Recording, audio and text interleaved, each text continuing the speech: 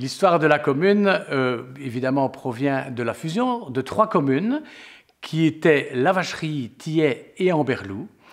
Pourquoi le nom de Saint-Aude? C'est assez typique. Il faut savoir que l'hôpital de Saint-Aude, le site de Saint-Aude, était sur l'ancienne commune de Bertogne, à Flamierge précisément.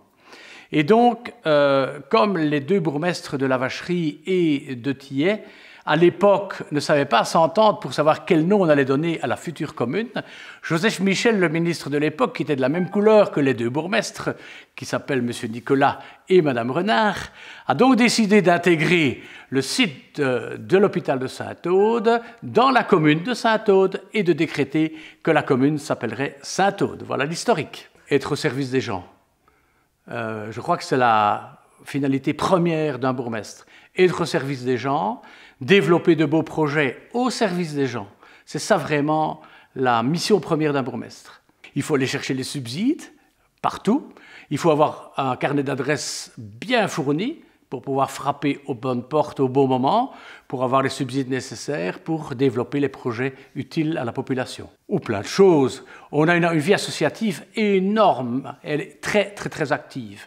Comité de jumelage, club de football, club de tennis de table, on a une belle maison de jeunes, le Crabe, on a un syndicat d'initiative très dynamique, des associations de quartier aussi très dynamiques. Je dirais que quelque part, la commune de Saint-Aude vit tout le temps et pratiquement toutes les semaines, il y a quelque chose. Il y a tout à voir. Je pense d'abord qu'il faut découvrir les villages qui sont très beaux. Il y a notamment à Amberlou l'église romane qui est vraiment très bien cotée. Vous avez l'ancien château de Saint-Aude qui, j'espère, un jour sera réhabilité sur la butte de Saint-Aude, qui vient du baron Ampin et qui avait été donné à l'époque à la FNAPG. Nos forêts, qui sont exceptionnelles, même si elles sont privées pour la majorité. Les promenades, on a 130 km de promenades balisées, c'est fort important. Nos gîtes, qui sont vraiment très bien faits, avec des piscines, etc. On a vraiment quelque chose ici dans Saint-Aude qui accueille le touriste. Des brocantes, les jumelages, une fois à Sainte-Mère-Église, une fois ici chez nous.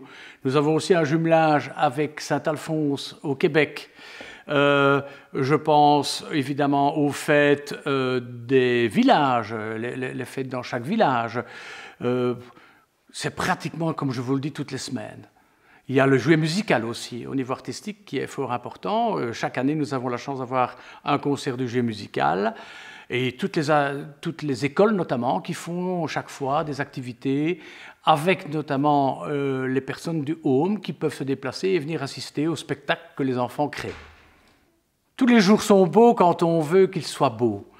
Donc, j'invite tous ceux qui m'écoutent à faire en sorte que leur commune soit belle tous les jours. C'est un peu l'avenir de toutes les petites communes rurales comme la nôtre. Je pense qu'à moyen terme, on va assister de nouveau à des fusions de communes. Ou alors, il va falloir trouver un financement différent des communes. On se rend compte que les grandes communes, évidemment, ont plus de besoins, donc sont plus souvent subsidiées que chez nous. Et donc, je pense que les tailles des communes vont devoir grandir à moyen terme. Ça, c'est, je pense, l'avenir des communes pour avoir des facilités aussi par rapport au pouvoir subsidiant.